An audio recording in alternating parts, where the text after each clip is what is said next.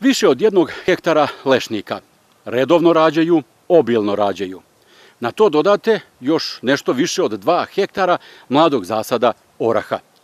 I pomislit ćete, ako još kažem da to je jedan mlad poljoprivrednik u Srbiji, da bi to bila zanimljiva priča. Međutim, nije mlad poljoprivrednik. Ali ne brinite, još je zanimljivije. Reč je o jednom poljoprivredniku koji je u penziji, o čoveku koji je nekada bio doktor i koji je zagazio u 9. deceniju, ali još uvek sve ovo radi i obrađuje kao da mu je ne 86, nego 26 godina.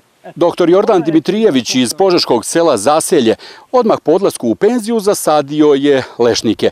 Kaže, malo zbog razonode, a malo i zbog dodatnog izvora prihoda. Posle 20 godina rodile su se nove ideje. Ovoga puta na nešto više od hektara lešnika Jordan je dodao 2,5 hektara oraha.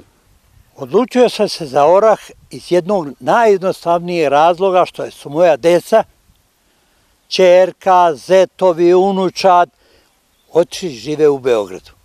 A ovde ovo ostala moja očevina, tu sam se rodio, tu sam odrastao i da ne bi upropastio korov, ja sam rešio da zasadim i šta, da bi razmislio šta bi posadio, jedino orah ne traži rada.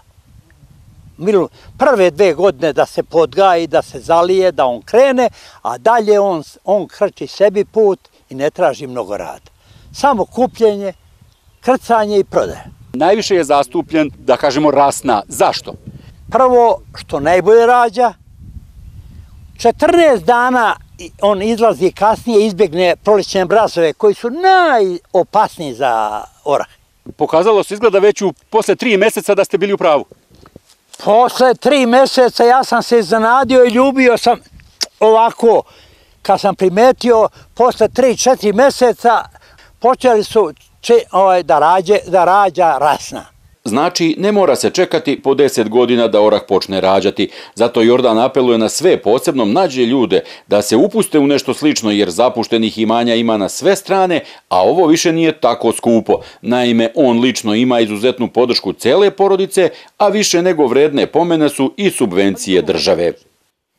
Ovo je toliko rešenje da ja ne mogu ničim opisati i ja bi zamolio sve vas novinare koji se bavite sa tim, da stavite reklamu, jer ovo, pored prihoda, prvo traži malo rada, drugo, da je dobre prihode, treće, drvo je cenjeno i četvrto, da se razumemo, mi moramo shvatiti da država plaća 70% na Užičkom regionu povratna sredstva. Ja sam to podneo, još nisam naplatio. Ako to naplati, ja bi te Rade zamolio da to objaviš. Ubeđen sam da će makar 10-15 ljudi odmah posaditi. Jordan se još nada da će uz pomoć države i tržište biti uređenije, pa da se lešnici i orasi mogu jednostavnije prodati, jer potražnje ima. Na kraju krajeva, zašto bi lešnike i orahe uvozili kad možemo sami da proizvodimo, čak i za izvoz?